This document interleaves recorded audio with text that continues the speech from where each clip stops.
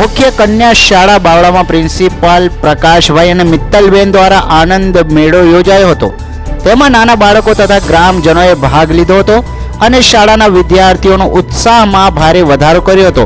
તેમજ બાળકોએ પાણીપુરી, રગડા પેટીસ અને એવી જમવાની દરેક વસ્તુ ₹5 આપવામાં આવી હતી।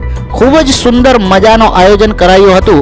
પ્રિન્સિપાલ તથા મિત્તલબેન લોકોનો આભાર માન્યો હતો।